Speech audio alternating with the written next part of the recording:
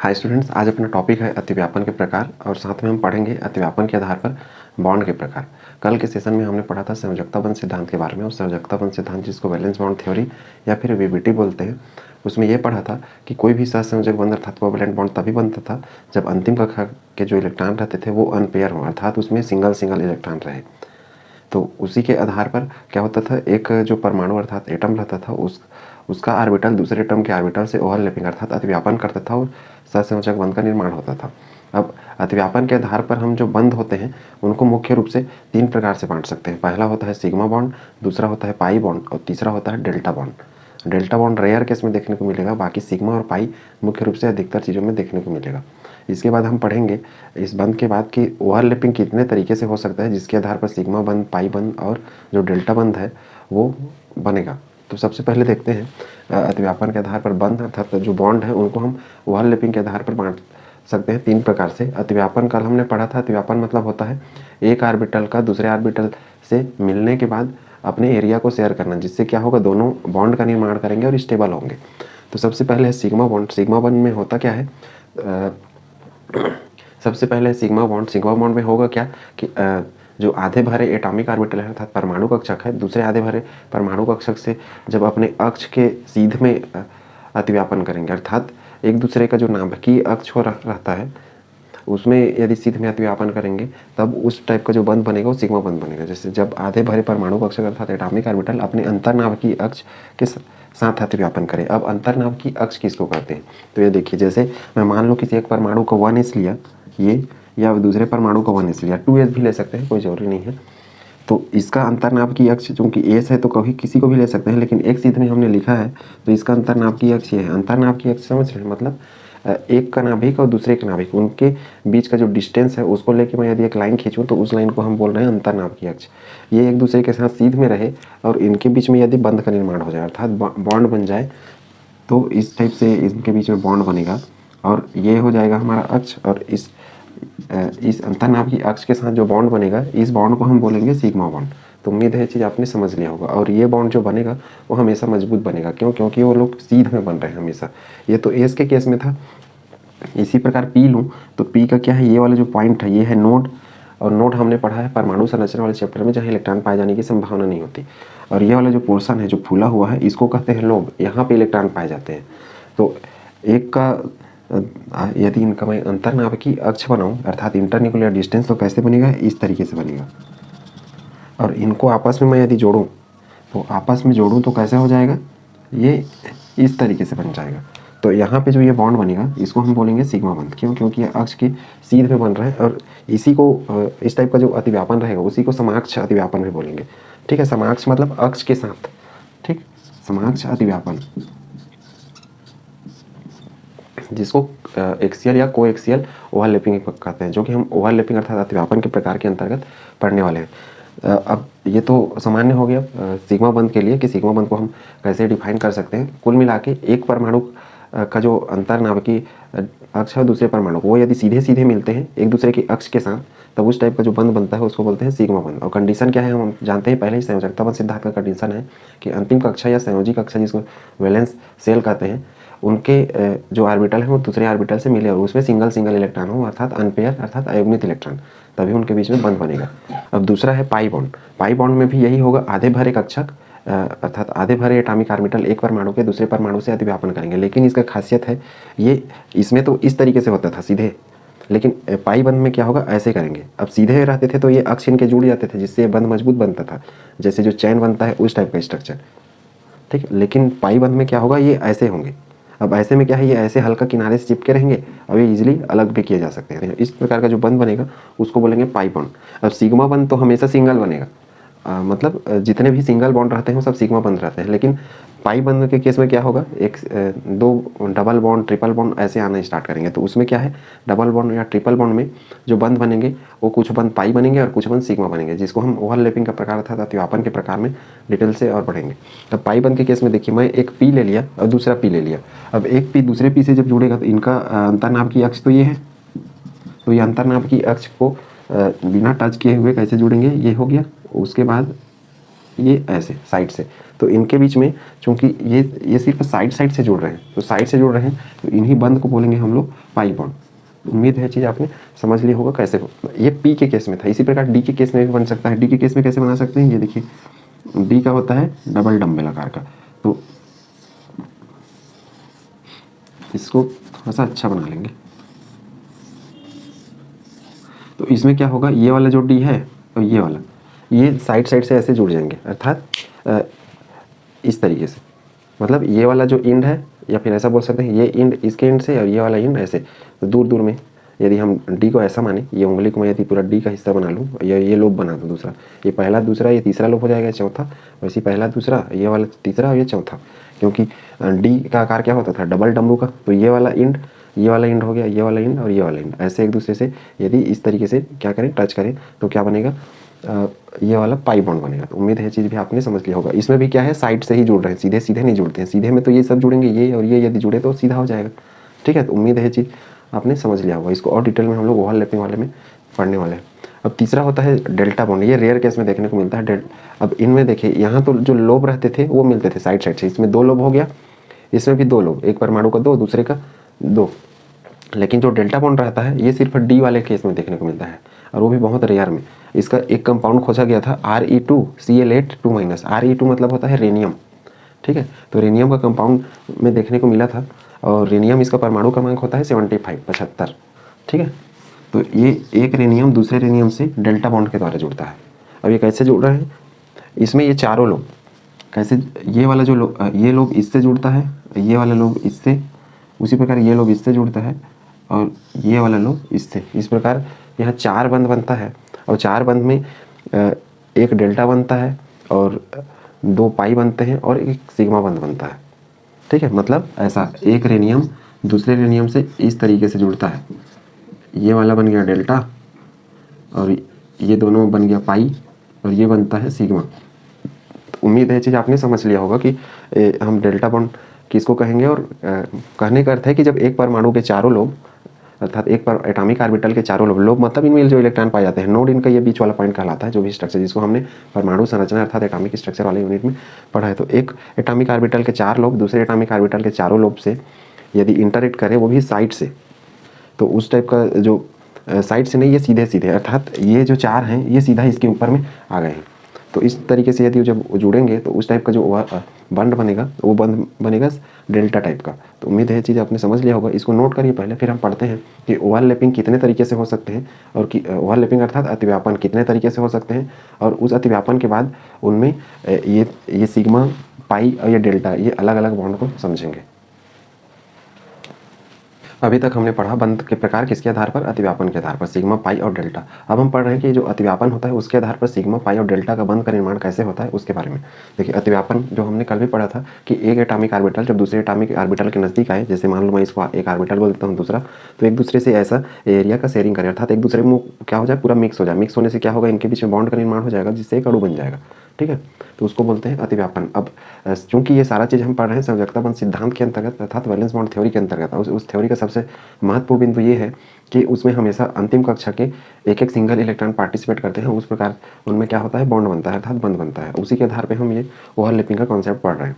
अब देखिए इस आधार पर अतिव्यापन कितने प्रकार के होते हैं। जैसे पहला हो गया अक्षीय अतिव्यापन। अक्षीय मतलब एक परमाणु दूसरे परमाणु के अंतर्नाभिकीय अक्ष के साथ अतिव्यापन करे, उसको बोलेंगे हम लोग अक्षीय या एक्सियल ओवरलैपिंग। इसी को एंड टू एंड बोल सकते हैं या फिर हेड ऑन ओवरलैपिंग भी बोलते हैं। एंड टू एंड मतलब जैसे पी के वहाँ एग्जाम्पल के द्वारा बताता हूँ कि इसको एंड टू एंड क्यों बोलते हैं या फिर हेड ऑन ओवरलैपिंग क्यों बोलते हैं।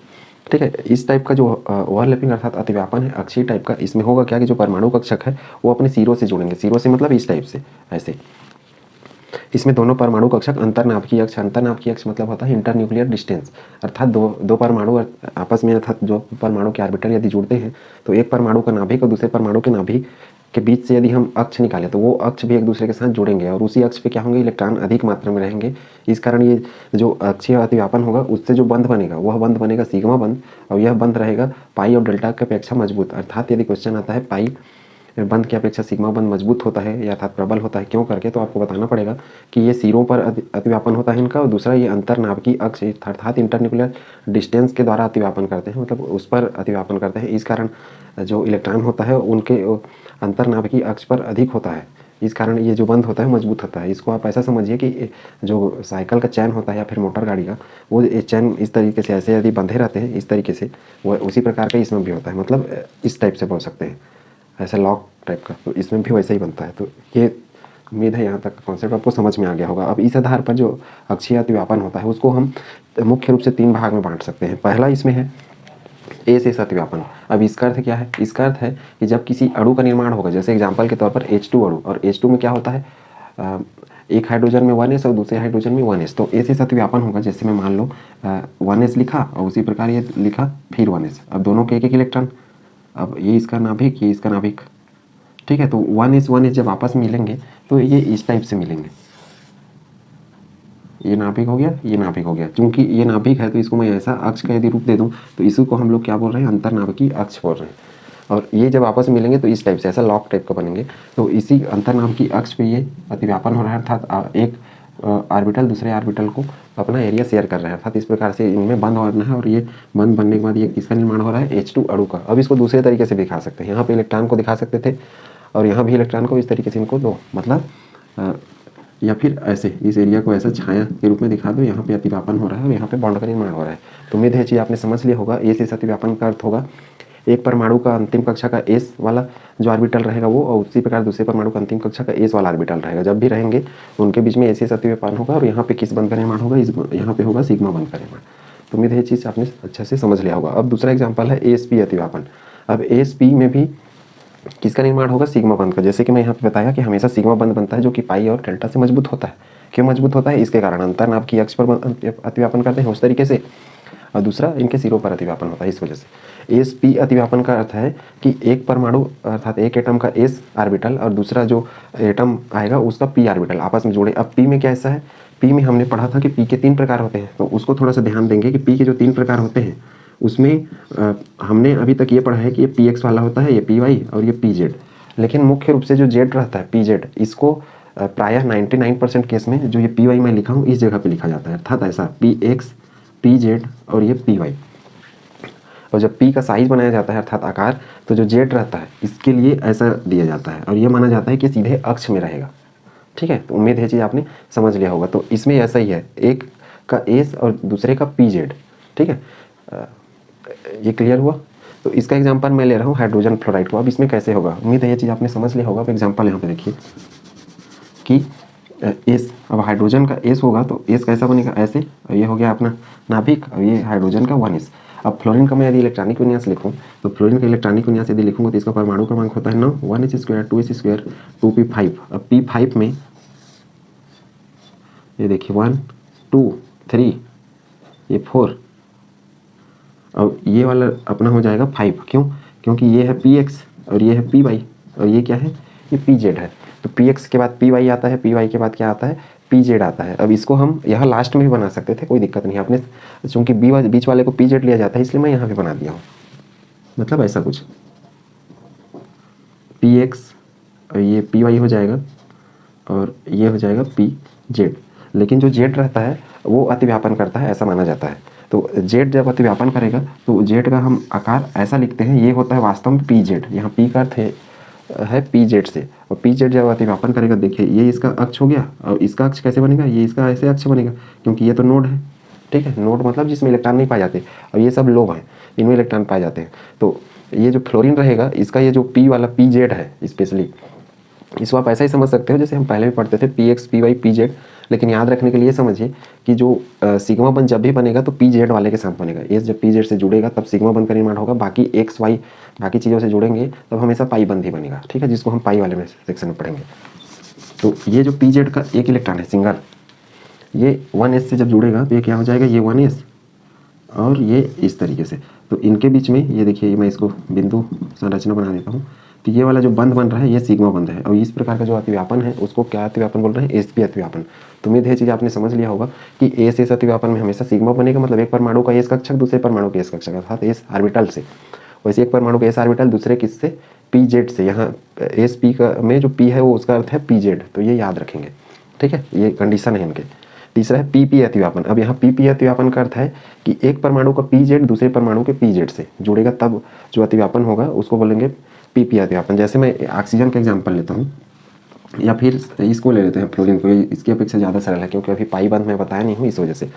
फ्लोरीन के में क्या होगा, देखिए अभी हमने लिखा था फ्लोरीन के लिए यहाँ साइड पे इलेक्ट्रॉनिक विन्यास, तो उसको आपने नोट कर लिया होगा। उसमें 2p5 बनता था और 5 में जो 2pz रहता था, उस 2pz में सिर्फ एक इलेक्ट्रॉन रहता था।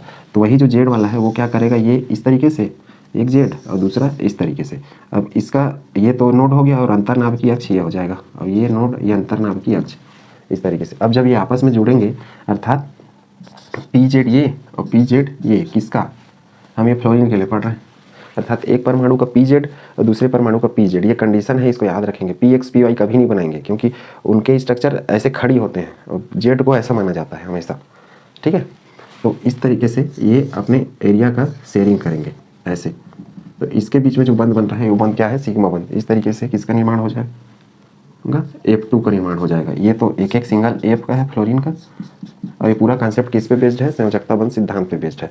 तो उम्मीद है ये चीज़ आपने समझ लिया होगा। एक चीज़ और ध्यान देना है कि हमने संयोजकता बंध सिद्धांत पे लास्ट पॉइंट पढ़ा था कल के सेशन में कि एक परमाणु का जो तरंग फलन है और दूसरे परमाणु का तरंग फलन, या तो उनको हमेशा एक ही निशान वाले होने चाहिए, तभी उनके बीच में बंध का निर्माण होगा। एक ही निशान का अर्थ ये है कि यदि इस पे प्लस है तो ये भी प्लस होना चाहिए, ठीक है, तब वो बनेगा। यदि इस पे प्लस है उस पे माइनस है तो वो नहीं बनेगा। और ये प्लस माइनस कहाँ से आया है, श्रोडिंगर के समीकरण से आया है, जिसमें वो इलेक्ट्रॉनों को वेव फंक्शन के रूप में अर्थात तरंग फलन के रूप में दिखाते थे, तो वही चीज़ है ये।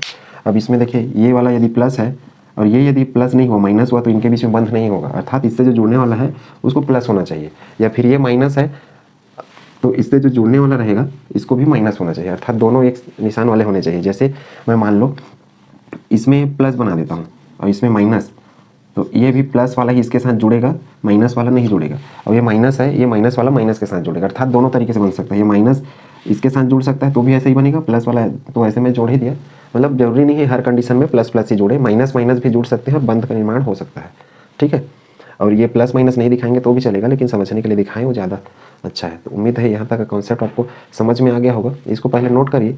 अब ये तो समझ गए होंगे कि पी पी अतिव्यापन किसको कहेंगे, जब एक परमाणु का पी जेड दूसरे परमाणु को पी जेड से सीधा जुड़े तब उसको पी पी अतिव्यापन कहेंगे। एक परमाणु का एस दूसरे के पी जेड से सीधा जुड़े तब उसको क्या बोलेंगे, एस पी अतिव्यापन। और इस में तीनों कंडीशन में क्या हो रहा है, सिग्मा बंध का निर्माण हो रहा है। अब इसमें एक शब्द लिखा था एंड टू एंड, तो एंड टू एंड इनको बोलते हैं।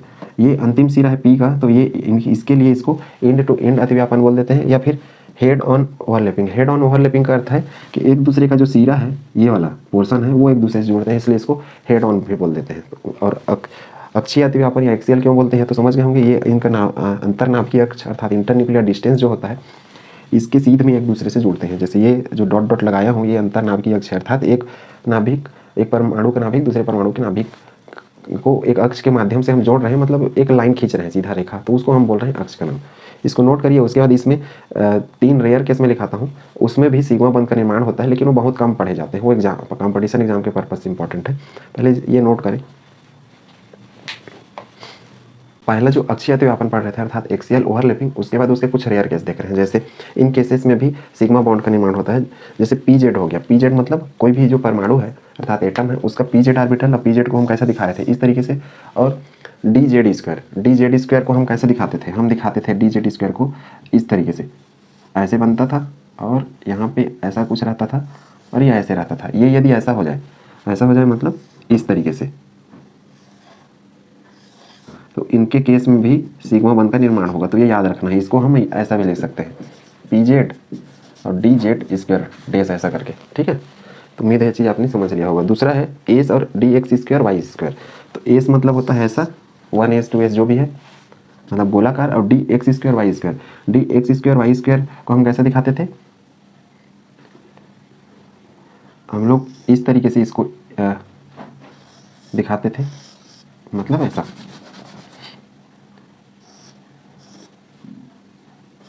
ऐसे ये एक्स वाला रहता था और ये वाई। अब ये यदि इससे आके जुड़ जाए अर्थात ऐसे वाले दो चीज़ें मिक्स हो जाएं तो ये कैसे बनने वाला है, ये बनने वाला है फिर ऐसा, ठीक है। तो ये इस टाइप का जो बंध बनेगा इसको भी बोलेंगे हम लोग सिग्मा बंध, dx² y²। मतलब एक परमाणु का dx² y² और एक का s, और ये क्या है, ये dz² है और एक का ये क्या है pz है, और इनके अक्ष ऐसे रहेंगे सेम, दोनों के अंतर नाप की अक्ष। उम्मीद है चीज़ आपने समझ लिया होगा। अब तीसरा के रेयर केस ऐसा हो सकता है dx² y² और dx² y² इसके बीच में बनता है। इनके बीच में कैसे बनेगा, इनके बीच में इस तरीके से, जैसे देखिए ये dx² y² हो गया, और ऐसा ही एक dx² y² इससे आके जुड़ जाए, तो इनके ये जो बंध बनेगा इसको हम बोलेंगे सिग्मा बॉन्ड। और ये हो गया dx² y², ये हो गया dx² y²। अब ये किसका होगा, ये कोई भी जो कंपाउंड रहेगा अर्थात परमाणु रहेगा उनका ऑर्बिटल होगा। तो ये केस याद रखने हैं, बाकी ये हो गया, इसको नोट करिए। फिर हम सेकंड पढ़ते हैं पार्श्व व्यापन, जिसको लेटरल या साइड वाइज बोलते हैं, जिसमें पाई बंध का निर्माण होता है, उसके बारे में। दूसरा प्रकार पढ़ रहे हैं पार्श्वी, या जिसको बोलते हैं साइड वाइज या फिर लेटरल। अब साइड वाइज इसलिए बोलते हैं क्योंकि पहले वाले तो ऐसे होते थे सीधे अक्ष में, अब ये ऐसे होंगे। मतलब इसको आप ऐसे समझिए कि हम इसको ऐसा जोड़ने का प्रयास कर रहे हैं, पहले हम इसको ऐसे जोड़ते थे, ठीक है, तो ऐसे सीधे समाक्ष हो जाता था, अब ऐसे जोड़ते हैं इसको। तो पहले वाला जो सिग्मा बंध जिसमें बनता था, जिसको हम एक्सियल ओवरलैपिंग बोलते थे, उसमें ऐसा जोड़ता था तो वो मजबूत बनता था। अब देखो कोई भी चीज़ को हम ऐसा जोड़ेंगे तो क्या होगा, ये चीज़ आसानी से निकाली जा सकती है। क्यों, क्योंकि कहीं पर मजबूती से बंधा नहीं रहता, ये सामान्य चीज़ है, ठीक है। तो इसलिए जो पाई बंध रहता है वो कमजोर रहता है साइड से जुड़ने के कारण, और जो सिग्मा रहता है वो क्या है, ऐसे इस तरीके से टाइट बंधा रहता है, वो भी अक्ष के साथ पूरे नाभिक को लेकर। इस वजह से वो चूंकि न्यूक्लियस के साथ बंध जाया रहता है इसलिए मजबूत बनता है, और ये नाभिक का कोई इसमें रोल ही नहीं रहता, बस साइड से ऐसे हल्के चिपके रहते हैं। मतलब इस तरीके से ऐसे समझिए, इस तरीके से ऐसे साइड के चिपके रहेंगे, इस वजह से ये चीज़ें आसानी से अलग हो जाएंगी, और उसमें इस तरीके से पूरा बंद बना रहता है, तो वो चीज़ें मजबूत बनेंगी। तो उम्मीद है चीज़ समझ लिया होगा आपने। और पार्श्व अतिव्यापन किसको में होगा क्या, जिसको साइड वाइज ओवरलैपिंग, साइड मतलब किनारा, मतलब दोनों जो ऑर्बिटल बनेंगे उनके साइड को पार्श्व से अतिव्यापन होता है। पार्श्व मतलब साइड से होता है। परमाणु कक्षक अर्थात जो ऑर्बिटल हमारे रहेंगे एक एटम और दूसरे एटम के, उनके इंटरन्यूक्लियर एक्सिस के लंबवत, लंबवत मतलब जो अक्ष रहेगा उसके 90 डिग्री के कोण पे बनेगा। उसको मैं यहाँ एग्जांपल के थ्रू समझाता हूँ। अंतर्नाभ के अक्ष एक दूसरे के समानांतर होते हैं। अब कैसे समानांतर रहेंगे, देखिए ये जैसे मैं मान लो ये P बनाया कोई, अब ये भी P बनाया। अब इनके इंटरन्यूक्लियर डिस्टेंस ऐसे है, अंतर्नाभ की अक्ष जिसको बोल रहे हैं इंटरन्यूक्लियर डिस्टेंस, ठीक है। और इनके बीच में अतिव्यापन ऐसे हो रहा है, ये हो गए ना समानांतर। समानांतर मतलब आमने सामने की जो लाइन है समान होनी चाहिए। और इसमें एक शब्द लिखा परमाणु कक्षकों के अंतर्नाभ की अक्ष के लंबवत अतिव्यापन होता है। अंतर्नाभ की अक्ष के लंबवत का अर्थ क्या है, मैं इसको यदि ऐसा जो लाइन है इसको ऐसा कर दूं तो 90 डिग्री का कोण बनेगा ये वाला, अर्थात ये इसमें यदि मैं लाइन बना दूं इस तरीके से तो 90 डिग्री का बना, तो इस तरीके से ये कैसे हो जाएंगे, ये इस तरीके से ऐसे, तो ये हो गया समानांतर। और ये चूंकि अंतर्नाभ की अक्ष है तो उसका लंबवत मतलब ये 90 डिग्री, तो 90 डिग्री ये लंबवत होते हैं ये जो बनता है। तो ये जो बंध बन रहा है ये पाई बंध बन रहा है, ये वाला पाई बंध। तो उम्मीद है चीज़ आपने समझ लिया होगा ये चीज़ क्या होता है। अब इसमें लिखा है अंतर्नाभ की अक्ष एक दूसरे के समानांतर अर्थात पैरेलल होते हैं, तो ये समानांतर होते हैं एक दूसरे के। ये एक अंतर्नाभ की अर्थात इंटरन्यूक्लियर डिस्टेंस, एक ऑर्बिटल अर्थात एक परमाणु का P वाले का दूसरे का, ये मैं P कर लिया हूँ। और भी इसमें केसेस बन सकते हैं। अब पाई बंध हमेशा सिग्मा बंध से कमजोर बनता है। इसका कारण यही है कि ये साइड से जुड़ रहे हैं, जो कि मैं शुरुआत में बताया इस तरीके से, और इसके पहले वाले कैसे चैन जैसे जुड़ते थे इस तरीके से। तो वो ऐसे जुड़ेगा कोई भी चीज़ तो हमेशा मजबूत बनेगा, और ऐसा जुड़ेगा एक दूसरे से वो हमेशा क्या बनेगा, कमजोर बनेगा। तो अब इसके प्रकार क्या क्या हो सकते हैं। पहला है PP अतिव्यापन। अब PP का अर्थ क्या है, हमने PZ वाला पढ़ा था कि इसमें सिग्मा वाले में, लेकिन इसमें PP। अब PP का अर्थ है कि एक PX दूसरे PX से जुड़ जाए। कैसे, जैसे इस तरीके से, एक मान लो PX हो गया एक परमाणु का और दूसरे परमाणु का PX। अब इनको हम यदि जोड़ दें तो ये इस तरीके से जुड़ जाएगा, ये PX और ये PX, मतलब इस तरीके से ये क्या बना लेंगे, अणु बना लेंगे। तो ये जो बंध बन रहा है ये मतलब ये जो एरिया शेयर कर रहे हैं इसको हम बोल रहे हैं पाई बंध, ये पाई बंध बन रहा है, ठीक है।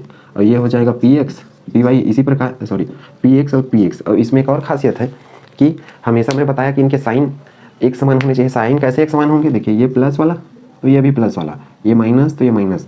अब ये ऐसा कभी नहीं होगा कि ये प्लस वाला इससे जुड़ जाए, मतलब देखिए ये प्लस वाला हमेशा प्लस वाले से जुड़ा है, माइनस वाला माइनस वाले से। तो एक समान साइन वाले एक साथ जुड़ेंगे, जो कि तरंग फलन होते हैं, श्रोडिंगर की इक्वेशन से आया है, जो कि पहले भी आपको बताया जा चुका है, ठीक है। इसी प्रकार PY के सेम ऐसे ही बनेंगे, मतलब दो कंडीशन हो सकते हैं। और ये हमको कब समझ में आएगा, जब हम संकरण या फिर जो अणुओं का स्ट्रक्चर बनाना शुरू करेंगे, तब उस चीज़ में उस जगह ये सारी चीज़ें आना स्टार्ट हो जाएंगी, तब आपको समझ में आ जाएगा कि कैसे होते हैं। मतलब एक परमाणु जो रहेगा उसका PX जो ऑर्बिटल में रहेगा वो इलेक्ट्रॉन, और दूसरे परमाणु का PX ऑर्बिटल में रहेगा वो इलेक्ट्रॉन, आपस में ऐसा अतिव्यापन करेंगे। मतलब जो ऑर्बिटल है उनके वो अतिव्यापन करेंगे अर्थात ओवरलैपिंग करेंगे, तब जो बंध बनेगा उसको बोलेंगे पाई बंध। अब इसको साइड वाइज इसीलिए बोलते हैं या लेटरल, क्योंकि ये साइड से जुड़ते हैं बस किनारे ऐसा, बाकी में सीधे जोड़ते थे इस तरीके से, चैन टाइप का। दूसरा है इसका उसी प्रकार एक और बना सकते हैं, क्या बना सकते हैं, पी वाई और पी वाई के बीच, पी वाई और पी वाई, इसको खुद से बना लें। इसको हम ऐसा प्लस से भी दिखा सकते हैं या फिर डेस करके, तो कंफ्यूज नहीं होना है। नोटेशन पी एक्स भी तो दे सकता है, प्लस के रूप में भी दे सकता है, अर्थात दो ऑर्बिटल मिक्स हो रहे हैं, ऐसा है इसका अर्थ, मतलब मिल रहे हैं आपस में। पी डी अतिव्यापन, पी डी में इसमें याद रखना है जो पी वाई है और डी एक्स वाई वो हमेशा मिलेंगे। अब पी वाई और डी एक्स वाई मतलब एक परमाणु का पी वाई और D X Y. D X Y मतलब कैसे, ये देखिए, इसको मैं एक्स मान लूँ और इसको वाई मान लूँ, तो डी एक्स वाई कहाँ बनता है, इनके बीच में हमेशा ऐसा। तो इनके ये साइड से, मतलब ये इसके साइड से जुड़े और ये इसके साइड से। अब कैसे जुड़ेंगे देखिए, इनके हम निशान कैसे बनाएंगे, ये तो हो जाएगा प्लस, ये हो जाएगा माइनस, ये हो जाएगा प्लस, ये प्लस हो जाएगा, ये माइनस और ये माइनस, इस तरीके से। तो उम्मीद है चीज़ आपने समझ लिया होगा। ये प्लस वाला इस प्लस से जुड़ेगा, ये माइनस वाला इस माइनस से जुड़ेगा। और इसको कैसे दिखा सकते हैं, जब आपस में जुड़े तो ये ऐसा हो गया और बाकी ऐसे ये इस तरीके से। तो उम्मीद है चीज़ आपने अच्छे से समझ लिया होगा कैसे हो रहा है ये। मतलब ये हो गया प्लस, प्लस के साथ माइनस, माइनस के साथ है ये प्लस, ये माइनस। तो इनके बीच में ये जो बंध बन रहा है इसको पाई बंध बोलते हैं, ये पाई बंध, क्योंकि साइड से जुड़ रहे हैं ये, ठीक है, मतलब ऐसे साइड से। ये वास्तव में कैसे है, ये ऐसे है चतुर्भुज जैसे, तो ये साइड जोड़ रहा है बस इस तरीके से। किसका, ये पी वाले का। और पी वाला कौन सा है, ये पी वाला पी वाई है वास्तव में। तो और ये है डी एक्स वाई, जो कि हम परमाणु संरचना अर्थात एटॉमिक स्ट्रक्चर वाले यूनिट में पढ़ चुके हैं, इनका स्ट्रक्चर कैसे होता है। अब एक चीज़ और है कि जो एनसीईआरटी का बुक है उस, अब देखिए इसके बाद सी, तीसरा इसका टाइप है डी डी अतिव्यापन, अर्थात अब एक डी दूसरे डी से जुड़ेगा, उसमें कैसे होगा, डी डी अतिव्यापन करता है डी एक्स वाई। कैसे जुड़ेंगे देखिए, मैं ये एक्स लिया, ये वाई, ये डी एक्स वाई हो गया एक। उसी प्रकार फिर ले लो एक्स और वाई, ये डी एक्स वाई, ये इससे जुड़ेगा, ये इससे जुड़ेगा। कैसे, ये वाला तो हो जाएगा अपना प्लस, ये प्लस हो जाएगा माइनस माइनस, ये प्लस माइनस प्लस माइनस, इस तरीके से। तो प्लस वाला प्लस से, माइनस वाला माइनस से, इस तरीके से ये जुड़ेंगे। मतलब इनको हम आपस में किनारे ले जाएंगे। ये देखिए उसी प्रकार इधर का जो रहेगा वो ऐसे जुड़ेगा, ये इस तरीके से। तो यहाँ पे क्या हो जाएगा, ये प्लस वाला माइनस माइनस वाले से, तो ये बन रहा है जो बंध, इसको बोलते हैं पाई बंध।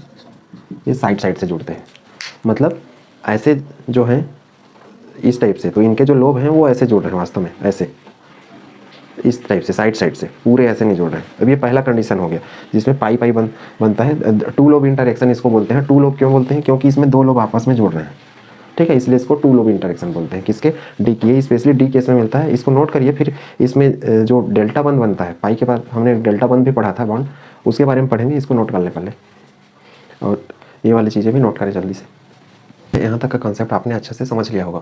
अब देखिए इसमें एक और चीज़ है जो पीपी अतिव्यापन है, जिसको हम ऐसा कर रहे हैं एनसीईआरटी के बुक में, इस चीज़ को आपको ऐसा दिखाया जाएगा। मतलब इन दोनों को क्या है, एक साथ मिक्स करके इस तरीके से, ऐसे जैसे प्लस प्लस वाला इस तरीके से, और बीच का जो गैप है उसको ऐसा, और नीचे वाले को इस तरीके से माइनस माइनस वाले को। अब इसको हम आपस में जोड़ देंगे तो यही चीज़ कैसे दिखने लगेगा, ये हमको ऐसा दिखने लगेगा। तो ये भी ऐसा जो हमने दिखाया है साइड वाइज ओवरलैपिंग अर्थात पार्श्व अतिव्यापन पाई बंध बनाने के लिए, तो इन्हीं चीज़ों को इस रूप में भी दिखाया जाता है। तो कंफ्यूज नहीं होना है कि ये नया चीज़ क्या है, ये वास्तव में यही है। अब इसी प्रकार हम यदि इनको बनाना चाहें तो इसको बनाएंगे तो भी बन जाएगा। जैसे इसके लिए क्या हो जाएगा, ऐसा, और बाकी इसके लिए ऐसा, और ये वाला जो साइड में है इसके लिए ऐसा छोटा सा दिखाया जाता है, और बाकी इसको इसी तरीके से मिक्स करके बना देते हैं। तो उम्मीद है ये जो इसका इमेज है दूसरे टाइप का जो कि एनसीईआरटी के बुक में रहता है, वो इमेज और ये इमेज उसमें थोड़ा सा अंतर दिखता है, और वास्तव में यही इमेज है जो हम अभी पढ़ रहे हैं।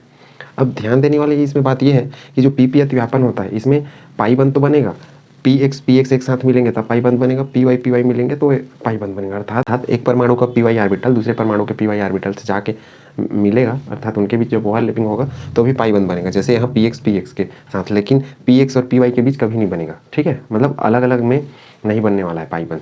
तो ये कंडीशन आपको याद रखना है। अब यहाँ पे जो पाई बंध बनता है इसको ये वाले में, चूंकि एक पी और दो पी अर्थात एक परमाणु का पी और दूसरे परमाणु का पी जो ऑर्बिटल रहता है वो आपस में जुड़ रहे हैं, तो इस टाइप का जो पाई बंध बनता है उसको बोलते हैं पी पाई बंध, ठीक है। पी पाई बंध बनता है और इसमें एक परमाणु का पी और दूसरे परमाणु के डी ऑर्बिटल के आपस में अतिव्यापन से जो बंध बनता है इसको बोलते हैं पी पाई डी पाई बंध। और यहाँ पे जो डी डी अतिव्यापन करते हैं उसके फलस्वरूप जो ये पाई बंध बनता है ये इसको बोलते हैं डी पाई बंध। अब ये ऐसा क्यों होता है उसको समझते हैं कि पी पाई डी पाई अर्थात एक परमाणु का डी और दूसरे परमाणु का डी मिलकर पाई बंध बना रहे हैं, तो इसलिए उनको ऐसा भी कहा जाता है डी पाई बंध। इसके लिए पी पाई डी पाई बंध, क्योंकि पाई बंध बन रहे हैं इनमें, तो इनके नए नाम भी हैं इस तरीके से, अर्थात इनके बंध को कहा जाता है। इनके बीच जब बंध बनता है तो पी पाई डी पाई इस तरीके से। अब इसका उदाहरण हम एक समझते हैं, उसके बाद ये क्लियर हो जाएगा कि मैं किस तरीके से बोल रहा हूँ। जैसे N2 का निर्माण जैसे हम कर रहे हैं किसके हिसाब से, वैलेंस बॉन्ड थ्योरी के हिसाब से। तो नाइट्रोजन का देखिए एटॉमिक नंबर कितना होता है 7, तो लिखूंगा ये 1s² 2s², 2p क्या लिखूंगा 3, ठीक है। 2p3 मतलब ये देखिए ये तो 2s हो जाएगा 2s और ये हो जाएगा 2p3। और हमने क्या पढ़ा है वैलेंस बॉन्ड थ्योरी में, जो लोन पेयर रहते हैं वो तो ऐसे पड़े रहेंगे, बाकी जो ये 3 है ये भाग लेंगे किसमें, बंध बनाने में, अर्थात इन तीनों के बीच बंध बनेगा, जिसको हमने लुईस के स्ट्रक्चर में भी पढ़ा है नाइट्रोजन के बीच। एक नाइट्रोजन का ऐसी है और दूसरे ये कौन सा वाला है, ये 2p वाला है, और दूसरे नाइट्रोजन का भी इसी तरीके से रहेगा 2p वाला, उसमें भी क्या बनेगा इसी तरीके से ऐसा, ये भी ये दूसरे नाइट्रोजन का, ये दूसरे नाइट्रोजन का 2s। अब देखिए हमने नाइट्रोजन का स्ट्रक्चर इस तरीके से पढ़ा है, एक दोनों नाइट्रोजन के बीच एक में क्या होता है सिग्मा बंध और बाकी दो में बनता है पाई बंध। तो इसमें पाई बंध किस में बना होगा, देखिए ये जो होता है इसको हम बोलते हैं px, ये वाले को, ये वाला जो लाइन रहता है बीच का इसको कहा जाता है pz और ये रहता है py। उसी प्रकार इसमें ये px, ये pz और ये py। और ये किसके लिए है, ये है 2p ये वाले के लिए और ये भी है 2p इस नाइट्रोजन के लिए, ठीक है। अब इसमें होगा क्या, ये सिंगल हमने तो इलेक्ट्रॉन भर दिया इस तरीके से, ये 1s के लिए है और हमेशा बंध में अंतिम कक्षा के इलेक्ट्रॉन भाग लेंगे।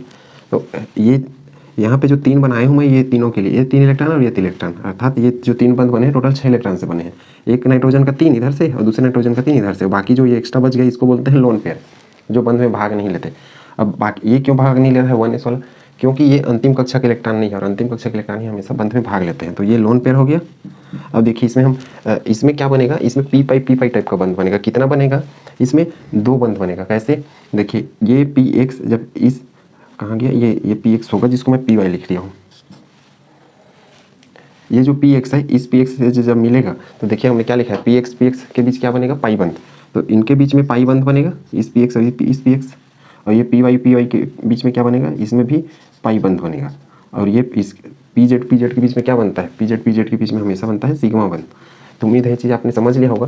तो ये जो बंध बन रहे हैं, एक परमाणु का p दूसरे परमाणु के p से जब पाई बंध बना ले तब उसको हम बोलेंगे पी पाई। और इसी प्रकार जब दूसरा और किसी में उदाहरण देखेंगे, एक परमाणु का p और दूसरे परमाणु के d जब आपस में बंध बनाए तब उसको हम बोलेंगे पी पाई बंध। तो उम्मीद है ये कॉन्सेप्ट आपने समझ लिया होगा कि पी पाई बंध किसको कहते हैं, पी पाई, अर्थात एक परमाणु का पी ऑर्बिटल दूसरे परमाणु के पी ऑर्बिटल से अतिव्यापन करके यदि पाई बंध बनाता है तब उसको हम पी पाई बोलेंगे।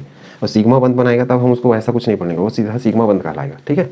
जैसे ये pz वाला सिग्मा बंध बना। अब इसके किसके बीच में बना, नाइट्रोजन में, इसमें N2 में बना। देखिए ये px और ये px इसके बीच में ये क्या बना, पी पाई बंध। और किसके बीच में, पी वाई इसके बीच में भी पी पाई बंध। और देखिए pz और ये pz इसके बीच में क्या बना, इसके बीच में बना सिग्मा बंध। तो उम्मीद है ये चीज़ आपने समझ लिया होगा, इसको नोट कर लीजिए। और ये नोटेशन तो मैं एनसीईआरटी के लिए बता रहा था, तो ये नोटेशन उम्मीद है आपने सीख लिया होगा ये कैसे बनाना है, इसको नोट कर लीजिए। इसके बाद हम पढ़ेंगे कि जो तीसरा टाइप का ओवरलैपिंग है, जिसको हम ये तो हमने दूसरा टाइप का ओवरलैपिंग पढ़ा, कौन सा, पार्श्व अतिव्यापन। अब तीसरा टाइप का हम पढ़ेंगे डेल्टा अतिव्यापन। डेल्टा अतिव्यापन मतलब डेल्टा अतिव्यापन हम इसमें पढ़ेंगे डी अतिव्यापन के अंतर्गत। इसमें क्या हो रहा था, इसमें सिर्फ 2 लोग मिलते थे आपस में, उसमें 4 लोग मिलेंगे डेल्टा में। तो अब हम लोग देखते हैं डेल्टा अतिव्यापन, अर्थात इसमें जो डेल्टा बंध बनता है उसके बारे में पढ़ रहे हैं। डेल्टा को दिखाते हैं इस तरीके से। देखिए ये dxy और dxy जब दोनों के बीच में अतिव्यापन होता है, तो एक तो हमने वहाँ पे पढ़ा था पाई बंध बनेगा करके, जिसमें कब होता था, जब देखिए ये x हो गया, ये y, और dxy का स्ट्रक्चर कैसे होता था, इस तरीके से ये dxy हो गया, और दूसरा वाला जो dxy कैसा बनेगा, इसी तरीके से, ऐसी ये dxy। अब एक dxy दूसरे dxy से जब ये दोनों आपस में जुड़ते थे तो उसको हम लोग बोलते थे डी डी ओवरलैपिंग करके, और वहाँ पे सिर्फ पाई बंद बनता था, और उसको हम टू लोब इंटरेक्शन बोलते थे। लेकिन यहाँ पे होगा क्या कि ये वाला, जैसे ये प्लस हो गया, ये plus minus minus plus plus minus minus, एक डी एक्स वाई दूसरे डी एक्स वाई के चारों लोब से यदि जुड़े, चारों लोब से कैसे, जैसे ये वाला इसके साथ जुड़े और ये वाला इसके साथ, उसी प्रकार ये वाला इसके साथ जुड़े और ये वाला इसके साथ, अर्थात कैसे कर रहे हैं हम लोग, सीधा इसके ऊपर में इसको ऐसा पूरा पलट रहे हैं, मतलब ऐसा, ये दोनों ऐसे हैं और इसको सीधा जैसा है वैसे ही उसके ऊपर सीधा रख रहे हैं, और वो भी एक ही चीज़ है, प्लस वाले को प्लस में। अब ये यदि उल्टा करेंगे तो यहाँ पे ओवरलैपिंग नहीं होगा, मतलब ये प्लस वाला यदि माइनस हो जाएगा तो इसके साथ वो मैच नहीं करेगा, ठीक है, तो उसको हम नहीं मानेंगे। हमेशा मैं पहले ही बताया एक समान साइन होना चाहिए तभी ओवरलैपिंग होगा। ओवरलैपिंग मतलब उनके बीच में बंध बनेगा फाइनली। तो ये चारों लोग इसमें एक साथ इंटरेक्शन करते हैं, तो इसको हम बोलते हैं फोर लोब इंटरेक्शन। जैसे इसके पहले में हमने टू लोब इंटरेक्शन पढ़ा था। इंटरेक्शन मतलब होता है अंतःक्रिया, चार लोग आपस में क्रिया करेंगे। अब इस ये चीज़ जो पाया जाता है डेल्टा बंध, इसमें वो सिर्फ एक कंपाउंड में अभी तक खोजा गया है, वो कंपाउंड का नाम है Re2Cl8 ये रेनियम का कंपाउंड है। रेनियम और रेनियम के बीच में ये चार बंध पाए जाते हैं, बाकी किसी के बीच में नहीं पाया जाता, जिसमें से क्या होता है, एक जो बंध रहता है, एक बंध बनता है डेल्टा, और एक बंध बनता है सिग्मा, और बाकी दो बंध ये बनते हैं पाई बंध। इस तरीके से इसमें एक डेल्टा बंध का निर्माण होता है, बाकी दो पाई और एक सिग्मा। तो उम्मीद है ये चीज़ आपने समझ लिया होगा डेल्टा अतिव्यापन किसको कहते हैं। मुख्य रूप से हम जो पार्श्व अतिव्यापन और जो अक्षीय अतिव्यापन अर्थात एक्सियल ओवरलैपिंग होता है उसी दो प्रकार को पढ़ते हैं। ये स्पेशल टाइप है इसके, तीसरा और चौथा वाले। तो ये तीसरा चौथा कंपटीशन एग्जाम के पर्पज से इंपॉर्टेंट है, सामान्य एग्जामों के लिए नहीं है, लेकिन फिर भी इसको याद रखें। शून्य अतिव्यापन, शून्य अतिव्यापन नाम से ही पता चल रहा होगा कि उनके बीच में ओवरलैपिंग नहीं होगा। कब, ऑर्बिटलों के बीच में। देखिए एक एस और एक पी, लेकिन इसमें यदि एस ऐसा आ जाए और पी ऐसा आ जाए तो इनके बीच में क्या होगा, इनके बीच में अतिव्यापन नहीं होगा। क्यों? क्योंकि ये साइड से आ गया, और ऐसा कभी होता नहीं है, क्योंकि पी साइड से बनाते थे, एस और पी साइड से नहीं बनाते थे। एस और पी में इस तरीके से होना चाहिए, अर्थात एस और पी के बीच कैसा, इस तरीके से होगा अतिव्यापन, तब बनेगा बंध, और ऐसे में इनके बीच में बंध नहीं बनेगा। ठीक है, तो उम्मीद है ये चीज़ आपने अच्छे से समझ लिया होगा। तो इस टाइप का जो यदि अतिव्यापन होता है तो उसको हम बोलेंगे हमेशा जीरो अतिव्यापन, मतलब ऐसा अतिव्यापन संभव नहीं है। एस और पी में एस ऐसा आ जाए और पी ऐसा आ जाए तो ये क्या है, ऐसे नहीं चिपकेंगे, अर्थात उनके बीच में पाई बंध का निर्माण नहीं होगा किसी भी केस में। पाई बंध पी वाले केस में होता था, डी वाले केस में होता था। ठीक है, अब देखिए पी, अब पी अर्थात एक पी मान लो ऐसा आ गया हमारे पास और दूसरा पी ऐसा, तो भी नहीं बनेगा बंध, मतलब ऐसे इस तरीके से, क्योंकि पी बंध का या तो वो ऐसे सीधे आ जाए, मतलब एक दूसरे के साइड से ऐसे अतिव्यापन करें, या फिर इस तरीके से सीधा कर ले अक्ष से, और ये आड़ा तिरछा है। अब ये इसमें तीन कंडीशन हो सकते हैं। पहला कंडीशन है पी एक्स और पी वाई, इनके बीच में अतिव्यापन नहीं होगा। क्यों? इसमें तीन कंडीशन है। पहला है पी एक्स पी वाई, इनके बीच में कभी अतिव्यापन नहीं होगा। उसी प्रकार पी एक्स और पी जेड के बीच कभी अतिव्यापन नहीं होगा। उसी प्रकार पी वाई और पी जेड के बीच अतिव्यापन नहीं होगा। पी एक्स के बीच हो सकता है, पी वाई के बीच हो सकता है, पी जेड के बीच हो सकता है, अर्थात एक समान रहेंगे तब उसमें बंध बन जाएगा, ओवरलैपिंग होगा। अलग अलग होंगे, अर्थात एक परमाणु का एक्स और दूसरे परमाणु का वाई, वो कभी नहीं जुड़ेंगे। एक का एक दूसरे का जेड, वो भी नहीं जुड़ेंगे। मतलब ये ऐसा है, देखिए हम यदि पी चूंकि क्या होता है, डमरू आकार का होता है, तो ये यदि हम पी इसको मैं ऐसे अक्ष मानूँ तो एक ये बन जाता है पी जेड, इसको मान लेता हूँ मैं पी एक्स, और इसको इस तरीके से मान लेता हूँ मैं पी वाई। ठीक है, अब देखिए एक्स और वाई, एक्स को कैसा मान रहा हूँ ऐसा, और वाई को कैसा मान रहा हूँ मैं ऐसा तिरछा। तो इस तरीके से अतिव्यापन संभव नहीं होगा। क्यों? क्योंकि हमने अतिव्यापन में ऐसा सीधा खड़ी पढ़ा है, ये रेखाएं समानांतर होनी चाहिए, तब क्या बनेगा, उसमें पाई बंध बनेगा। तो उम्मीद है चीज़ समझ लिया होगा। बाकी चीज़ों में भी ऐसी रहेगा, एक्स कैसा हो जाएगा ऐसा खड़ी पी एक्स वाले में इस तरीके से, और जेड वाले में कैसा हो जाएगा ऐसे, तो इसके बीच में भी अतिव्यापन संभव नहीं है। तो इस वजह से ये सब अतिव्यापन संभव नहीं है। तो इस टाइप के अतिव्यापन को कहा जाता है जीरो ओवरलैपिंग या जीरो अतिव्यापन। तो उम्मीद है चीज़ें आपने अच्छे से समझ ली होंगी, इसको नोट करिए पहले। अब हम पढ़ रहे हैं स्पेशल फैक्ट, अर्थात जो हमने अभी पढ़ा ओवरलैपिंग, उसके बारे में कुछ जैसे सबसे पहले है एस कक्षक सिर्फ सिग्मा बंध बना सकता है, अर्थात एस कक्षक जो ऑर्बिटल होते हैं वो पाई बंध का निर्माण कभी नहीं करता। ठीक है, तो ये याद रखना है। पाई बंध के लिए पी और डी जिम्मेदार होते हैं, वो बनाते हैं पाई बंध। जैसे एस जब अतिव्यापन करेंगे, इसको हम एस प्लस एस भी लिख सकते हैं, या फिर सिर्फ एस, तो उससे बनता है सिग्मा बंध। और एस और पी वाला कौन सा, ये पी जेड वाला रहता है। ठीक है, तो उससे बनता है सिग्मा बंध। इसको हमने ओवरलैपिंग जो अक्षीय अतिव्यापन पढ़ा था उसमें भी इसके प्रकार को पढ़ा था, तो ये याद रखना। एस जो ऑर्बिटल होता है सिर्फ सिग्मा बनाता है, ना कि पाई।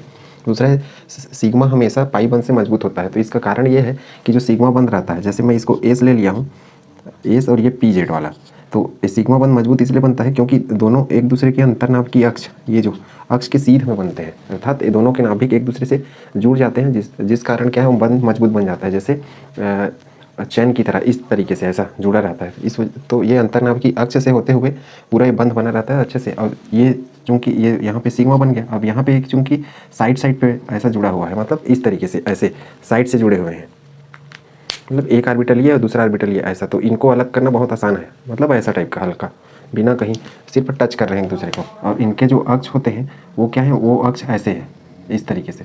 तो और इनके बीच का जो ये ओवरलैपिंग, ये साइड वाला, यहाँ पे ये ओवरलैपिंग का एरिया है, ये भी ओवरलैपिंग का एरिया, तो यहाँ पे पाई बंद का निर्माण हो रहा है। तो दुर्बल इसलिए होता है क्योंकि ये अंतर्नाभ की अक्ष अर्थात इंटरन्यूक्लियर डिस्टेंस को छूते हुए नहीं जाते हैं, ये सिर्फ साइड से जो हल्के जुड़े रहते हैं, इसलिए जो पाई बंद रहता है वो क्या बनता है, कमजोर बनता है। तो उम्मीद है ये चीज़ समझ लिया होगा।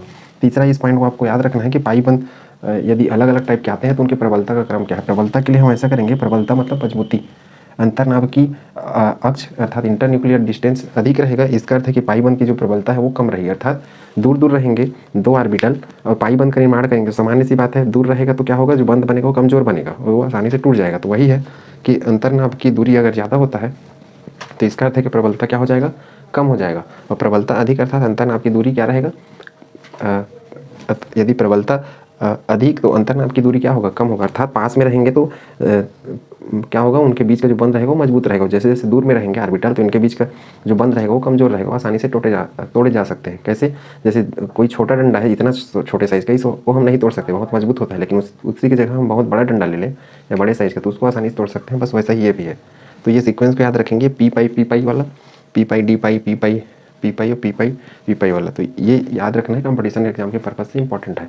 अब जो वैलेंस बॉन्ड थ्योरी होता है अर्थात संयोजकता बंध सिद्धांत होता है, उसके आधार पे हम कैसे कोई भी अणु या मॉलिक्यूल ले देता है तो उसको डिफाइन कर सकते हैं, स्ट्रक्चर बना सकते हैं। जैसे मैं मान लो लिख दिया O2, अब इसके पहले मैं N2 को भी समझाया था, उसी तरीके से इसको भी, जैसे O2 का वो हम वैलेंस बॉन्ड थ्योरी के हिसाब से यदि समझाना चाहें तो कैसे बना सकते हैं। ये देखिए, ऑक्सीजन परमाणु क्रमांक 8 होता है, 1s² 2s², ये क्या हो जाएगा 2p4।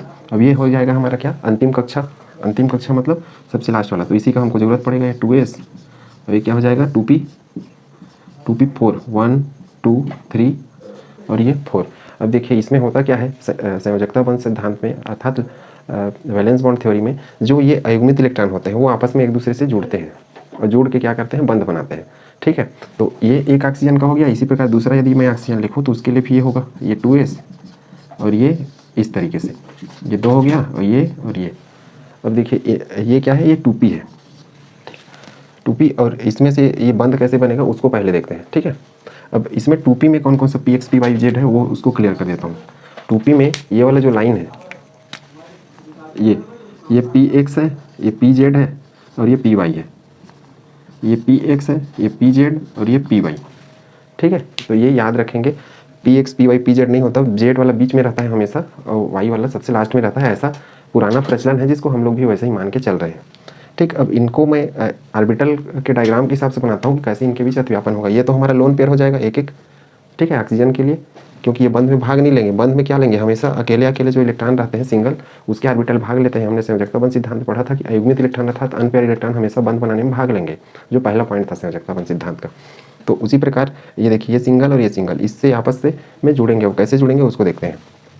देखिए pz, तो ऑक्सीजन का मैं pz बनाऊंगा तो कैसे बनाऊंगा, ऐसे, ये एक ऑक्सीजन का हो गया, दूसरे ऑक्सीजन का भी ऐसे ही बनाऊंगा, तो ये दूसरे ऑक्सीजन का pz।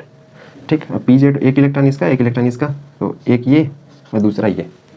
ठीक है, यहाँ पे क्या बंद बन गया, यहाँ पे बंद बन गया सिग्मा, क्योंकि हमने पढ़ा है pz में क्या बनता है हमेशा, सिग्मा बंद। तो इसको मैं क्या लिखूंगा 2pz, इसको भी क्या लिखूंगा मैं 2pz। उम्मीद है ये चीज़ आपने समझ लिया होगा कैसे कर रहे हैं।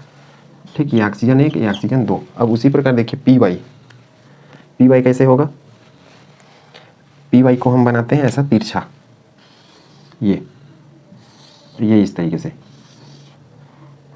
इसको पूरा ऐसे मिला देंगे, इसका जगह पूरा पैक हो गया। ये देखिए, ये 2pz, तो ये जो बनेगा ये बनेगा पाई, और ये इधर नीचे से भी जुड़ेगा, लेकिन हम एक साइड को लेंगे क्योंकि वही हिस्सा ये नीचे भी दिख रहा है। ठीक है, तो उससे फर्क नहीं पड़ता। तो ये पाई और ये बन गया सिग्मा, और बाकी क्या बच गया, ये लोन पेयर बच गया, किसका, एक्स का। तो ये एक्स वाला ऐसी खड़ी क्या रहेगा, पड़ा रहेगा, ये एक्स वाला ऐसे खड़ी पड़ा रहेगा। ये 2py है, ये 2px है, उसी का ये हिस्सा 2px, ये 2pz वाला, ये जो पूरा लाइन था ये 2pz का था, ये 2px का है। इसमें कितना इलेक्ट्रॉन है, इसमें है 2 इलेक्ट्रॉन, इसको रखेंगे 2, ये भी 2 इलेक्ट्रॉन है। अब इसको हम कैसे बना रहे हैं, एक तो ये सिग्मा बंध बना और दूसरा क्या बना, ये पाई बंध। पाई बंध कैसे बना, ये py और py, हमने py pi के बीच पढ़ा था कि उसमें पार्श्व अतिव्यापन होता है साइड से, इस तरीके से उसमें पाई बंध बनता है। अब इसको और सरलीकरण कैसे कर सकते हैं, एक ऑक्सीजन, ये दूसरा ऑक्सीजन, देखिए पाई के लिए एक लाइन और सिग्मा के लिए एक लाइन। क्यों, क्योंकि 2 इलेक्ट्रॉन है और एक बंध में कितने इलेक्ट्रॉन, 2 इलेक्ट्रॉन, क्योंकि ये सिग्मा बना है तो यहाँ इसके लिए ये और पाई के लिए ये, तो ये इसका एक और दूसरे का यहाँ पे, ठीक है। तो ये लोन पेयर, ये लोन पेयर, लोन पेयर मतलब ये जो px का 2 और इस px का 2, तो इस तरीके से इसका स्ट्रक्चर देखने को मिलता है लास्ट में। ये जो स्ट्रक्चर है इसको हम ऐसा ही बना सकते हैं। कहने का अर्थ है ये जो संयोजकतापन सिद्धांत है उसमें अयुग्मित इलेक्ट्रॉन भाग लेते हैं, उस हिसाब से बंध बनते हैं। ये तो था O2 का स्ट्रक्चर किसके द्वारा, संयोजकता बंध सिद्धांत के द्वारा। इसी तरीके से दूसरा जैसे हो गया F2